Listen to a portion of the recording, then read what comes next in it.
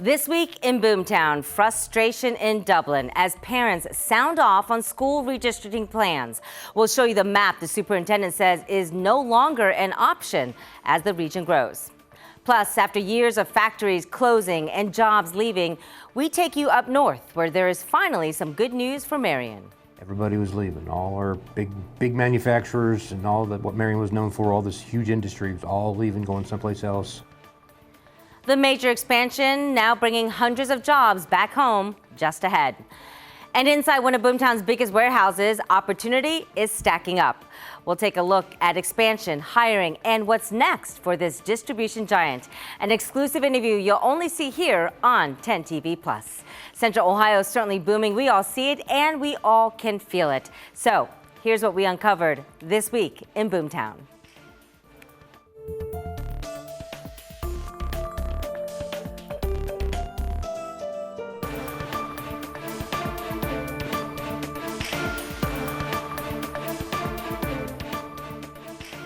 Thanks so much for joining us for This Week in Boomtown. I'm Angela Ann.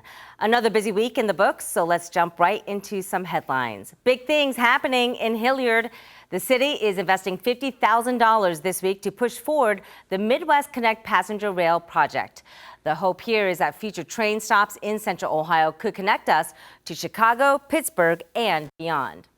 Heading over to Dublin, a big boost for healthcare just announced this week. Ohio Health is set to break ground early next year on a $255 million expansion at Dublin Methodist Hospital. Now, this will help meet the city's fast-growing healthcare demands. The six-story wing will also add nearly 100 new patient rooms and expanded surgery and imaging space. The project expected to wrap up in 2028, just in time for the hospital's 20th anniversary. And when you look at the bigger picture, this is all part of a $1.5 billion in hospital developments all across Central Ohio. Take a look at this, a chopper pilot testing out the new helipad at Ohio State's Wexner Medical Center. OSU says the pad is ready to receive patients when the new hospital tower opens next year. What a view. We'll take a look at how Ohio now is taking some steps to meet the child care needs of its growing workforce. State lawmakers held a hearing this week on the Win for Child Care pilot program. This would give child care workers publicly funded care for their own kids, no matter how much they make. We'll keep tabs on this program and bring you more as it unfolds. Well, while Central Ohio is growing at a rapid pace, at the same time, that can't be said for the state as a whole. New state projections this week show the state of Ohio will lose more than 675,000 people by the year 2050. The reason, according to the Department of Development, is a slowing birth rate, meaning more people will die than those being born. Here at home, Central Ohio is still by far the epicenter of where people and businesses are moving to. But with a declining state population, 10 TV's Kevin Landers explains how this outlook will impact the region moving forward. Ohio is experiencing a migration of people leaving the state, and those who are leaving to find better opportunities elsewhere. Matt Nelson studies the trends. There's growth in 14 counties, 14 of the 88 counties, and there's 74 other counties that are seeing a decline. In Central Ohio, these counties are growing. As a state, population decline is also about the natural flow of life. Population is declining for two reasons. There are fewer births, and you have an aging population. And so what's happening is there's more deaths than births. Today, Ohio is the 7th most populous state. By the year 2030, the Ohio Department of Development says we'll drop to 9th, and the implications could touch every corner of public life. When it comes to federal dollars, they are going to factor that into the formula that as money comes down. And if you have a smaller population, then that will impact the formula and potentially the money that you will receive. In 2020, Ohio's political influence was significantly diminished when the state lost one seat in the U.S. House of Representatives following a reapportionment because of population decline. Fewer people equals fewer tax dollars collected. Population decline also means fewer workers to care for the state's growing aging population. we have these pension programs where there's fewer workers paying into the pension to take care of the growing number of older adults. So what's driving people to leave? This map shows the states where Ohioans are moving to. The reasons vary, from better climate, jobs, lower taxes, family, and education. While the Columbus region is expected to grow by double digits by the year 2050, the rest of the state is projected to see no growth or lose population. 6% drop that's going to occur by 2050. Kevin Landers, 10 TV News.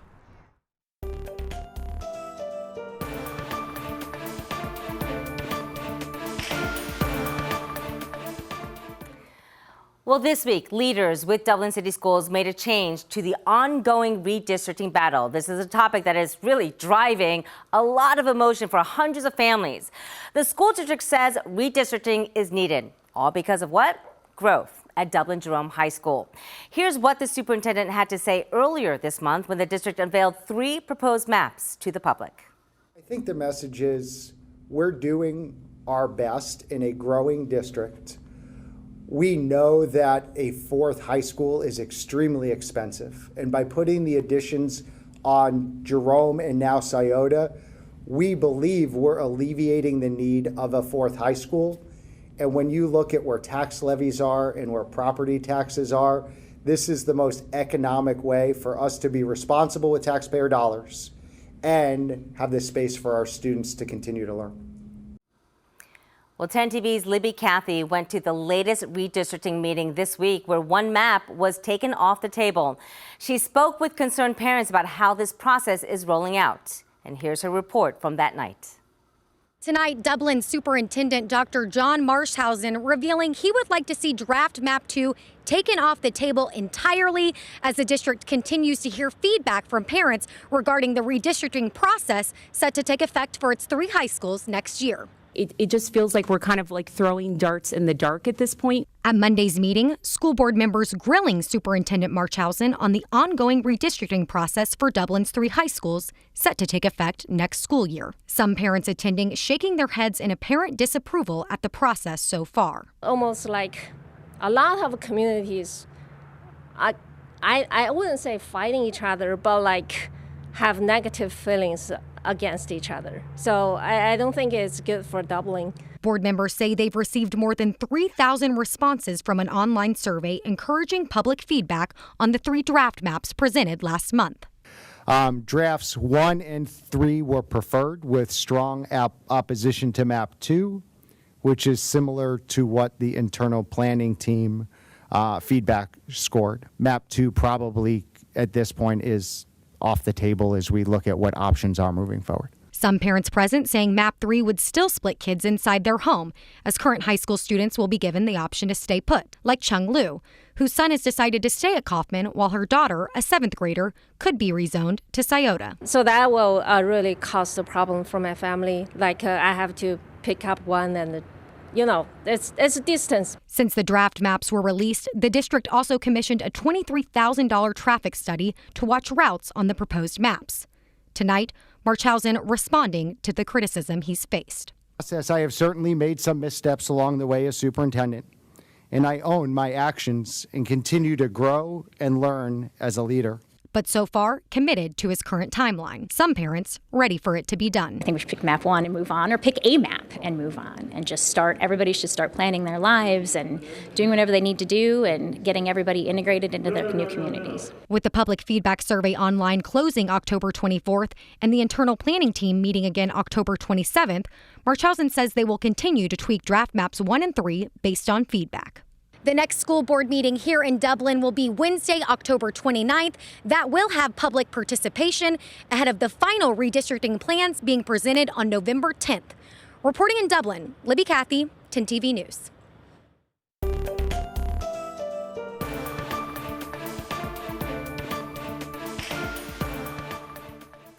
A boom this week in Ohio when it comes to future jobs. We start in Marion, where Whirlpool announced a $300 million investment to its facilities there and in Clyde. The appliance manufacturer makes everything from washing machines to refrigerators. So 10 TV's Colin Dorsey made the drive up north to Marion to learn more about the impact that's being felt all across Boomtown.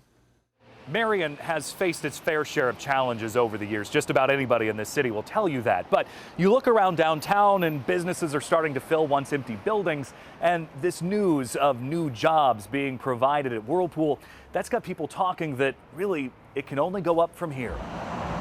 It's lunchtime in Marion. Deborah Chapman and her granddaughter picked one of the newer restaurants to try, a welcome change to the city. Like so many others here, Whirlpool supported her family for decades. My brother and my sister got hired, met my husband there through my brother, best friends, isn't that funny? And we've just all, most of us have retired from there. Marion is her home and always has been. She's seen the other factories pack up, leaving people here out of work. You know, the shovel had a lot of people. We had the Tecumseh plant, had a lot of people. It's gone. The Whirlpool dryer plant is the largest employer in the county. That $300 million investment of new jobs in Clyde and Marion, it's a big deal to County Commissioner Kevin Davidson. Everybody was leaving. All our big manufacturers and all that what Marion was known for, all this huge industry was all leaving, going someplace else, whether it's out of state, out of the country. But now, finally, some good news. To him, this is a sign things are looking up for Marion and the county. It's a reinvestment in our community. And as you know, we've had a lot of setbacks here, but this is going to be a new adventure. To hear Whirlpool is growing here instead of moving out, Deborah hopes the company will do the same for her granddaughter that it did for her. It's supported our families. Without them, I don't know where I would have worked. I don't know what I'd have done. This investment will bring up to 600 new jobs, and the company says about 2/3 of those will go to the Clyde facility, the other third here in Marion. In Marion, Colin Dorsey, 10 TV News. Colin, thanks so much. Well, jobs are coming back to Chillicothe as well. You know, the paper mill that we have been reporting on down there. Well, U.S. Medical Glove says it is now taking over the site once known as a Pixel paper mill that was open for nearly 200 years. The best part of this news, the company is now looking to hire more than 500 people and plans to be operational in 3 to 4 weeks. But finding workers to fill all these jobs can be challenging. We had a chance to talk with Steve Stivers, president of the Ohio Chamber of Commerce this week. Take a listen to what he told us. Today we're going to be talking a lot about workforce and education. As we look forward in our economy, we don't have enough workers. There's a lot of things we need to do to train new workers, to attract new workers, and make sure that our system is ready to have workers trained for the jobs that are here today and going to be here tomorrow. So our focus today is going to be around workforce and education. We'll also touch on things like permitting reform that are important as we look at some of the other shortages that we have, like electric generation is a giant issue in the future of Ohio's economy. So a lot of the things we'll talk about today are things we need to do to make sure our K-12 system is ready, especially with VOTEC, to give people the type of credentials and certifications that they need for the workforce of the future, especially the folks that aren't going on to higher education. And then with higher education, we import a lot of students to go to school here in Ohio. How do we keep those students in Ohio after they graduate? And how do we make sure that the programs they go into in higher education, they understand, you know, what their chance of getting a job is after graduation, they know how much they can make, and that those programs that we educate people through in higher education have a return on investment where they're going to do better by going to higher education. So we need to reform both our K through 12 and our higher education system if we're going to create the workforce of the future. And Ohio's lucky to be on the rise, but we've got some work to do to continue that movement. As we talk about jobs in Ohio, there is a business boom reshaping Central Ohio. Uline's massive distribution center in Etna is humming along to the tune of thousands of items a day. As a leading distributor of shipping and packaging supplies in North America, Uline says it needs workers. And right now, they're in the middle of expanding operations at its facility in Licking County. So we're excited to have joining us this week in Boomtown from Uline, Isaiah Haynes, talking a little bit more about this. Thanks so much for being here. Yeah, thanks, Angela. Glad to be here. It's really exciting when you look at what you guys do, and a lot of people may not know exactly what you do. So give me the big picture. When they say, what exactly does Uline do? You're the branch manager. Tell us. Yeah, I mean, you kind of said it, leading supplier of shipping and packaging supplies. I mean, it's so much more than that. We have 43,000 plus items that we distribute, an 850-page catalog. A lot of our customers see that oftentimes. We're primarily distributing to businesses for all their shipping needs, but we sell an extensive amount of different items. It is such a wide range as we look at, I mean, I see everything from furniture to containers to kitchen supplies, which I thought, oh, that's interesting too. Yeah, anything you can think of, a lot of janitorial supplies, kind of as you mentioned, material handling equipment, tapes, anything business-wise you can think of that you would use. So Uline chose Etna, Ohio as its 14th facility in North America. Tell us first why you chose that and chose to put such a massive space there.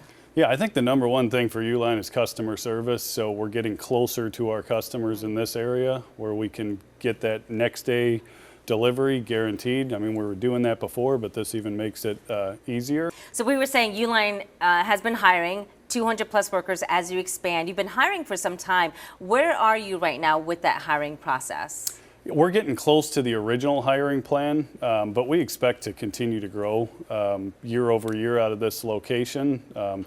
Like I mentioned, we're closer to our customers, so they're able to get lower freight costs on their deliveries. So we're seeing orders increase as a result of that, and then we're continuing to grow as a company. We'll have another branch opening in the Northeast next year, so we expect continued growth, which means continued hiring.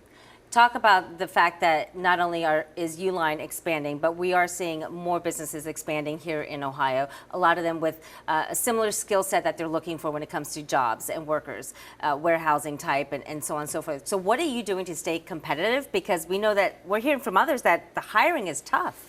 Yeah, it's definitely tough. I think from us, we try to be top of the market in wages. We have great benefits for our employees. Typically for a warehouse job, you're looking in that $25 to $34 an hour range, depending on shift and your experience. So we try to be top of the market there. Full benefits packages. We have an on-site fitness center, which I personally think is one of the best benefits I've had at work. Our employees really like that. They can work out at lunchtime and then go home and just be with their families or friends at the end of the day without having to hit the gym. So. And you have a end of year or a hiring bonus, right? Which is also a great incentive when we talk about the competition that's out there in terms of filling those openings. Yeah, right now we're doing a $5,000 hiring bonus for all positions. And then as someone's with us longer, they get into a year-end bonus structure, potentially profit sharing down the road. Mm-hmm. So Uline is very committed to hiring and retaining our talent. And I think that's what really separates us. Nobody's just a number at Uline. We take pride in people making a career out of working here. Is there a concern, Isaiah, when we look at the boom that is happening in Central Ohio? So certainly you guys are hiring more, but your business is dependent on the economy, on what happens at the federal level, and when we see a lot of things with tariffs and so on and so forth affecting imports, how is that affecting Uline and what you're doing to plan ahead to protect the workers here in Ohio? Yeah, I mean, right now our business is continuing to grow. Specifically Ohio, we're growing 9% year over year out of this branch, so we expect that to continue. Obviously the tariffs could cause uncertainty in the business world, but as a company, Uline does a great job ensuring we have the right inventory in place at all times for our customers. So we make sure those warehouses are full. We got 1.422 million square feet here in Ohio, and that leaves us with room to grow as well. In Ohio? Yeah, Yep, 1.422 million square feet. So it's a mile if you walk around the facility. So we try to keep that stocked full. We haven't changed pricing for our customers in spite of the tariffs, so we're trying to be that provider that stays consistent for our customers. How are you staying consistent in terms of being a community partner and making sure that the area around Uline's warehouse continues to thrive? Yeah, that's a great question, and we're kind of just tapping into that as we're new. Uline prides itself in being a great partner. We've been partnering with the townships to do trash pickup in the area. We're partnering with local sports teams to do sponsorships. We're a member of the Chamber of Commerce in the area. So, and we plan on continuing to expand that and participate across the community as we grow as a branch. Fantastic. Well, Isaiah Hines, thank you so much for joining us here on This Week in Boomtown, kind of sharing a little insight into what you guys do in that massive warehouse, and we're excited to see you grow. Yeah, thank you, Angela, for having me on. Appreciate it.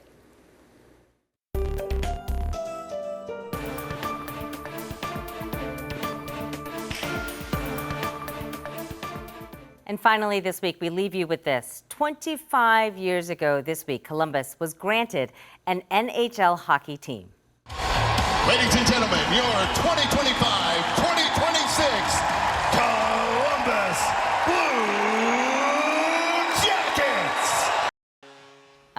Goosebumps indeed. They just started a new season this week, but before the team ever played a single game, the Blue Jackets Foundation was created. It's a grassroots effort to partner with the people of Central Ohio and invest in the community around them, but also to grow the game. So what's happened in the time since then is one of the league's greatest success stories. Jeff Hogan has more.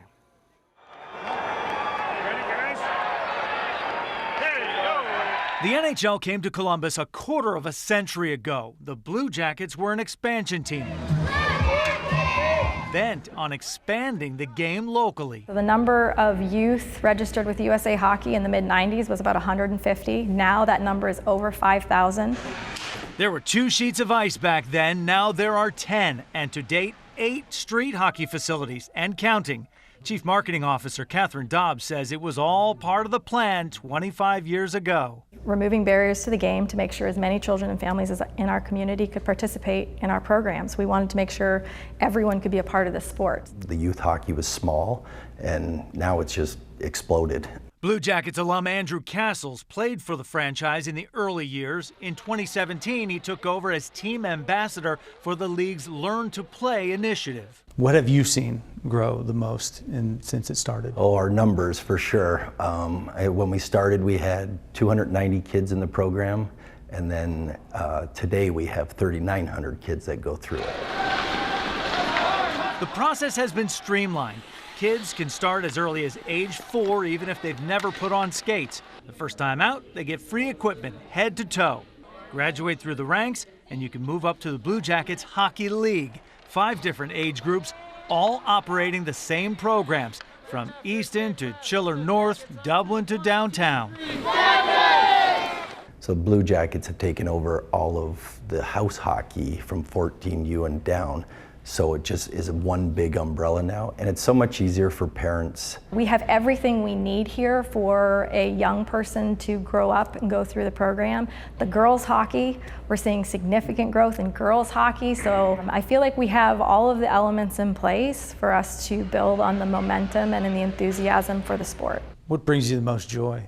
I love doing our daytime. We have 4- and 5-year-olds, and you can just see their smiles each week, and their excitement and the nerves are gone, and also seeing the parents get excited to see some success from their kid is great too. Castles would know his own kids are products of this system. The foundation is rock solid and growing.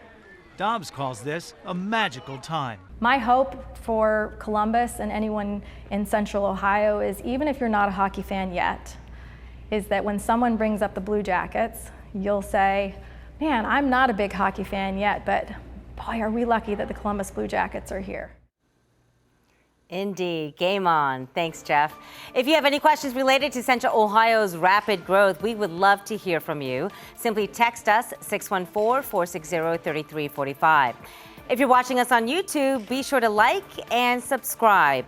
You can also drop a question right there in the comment section as well.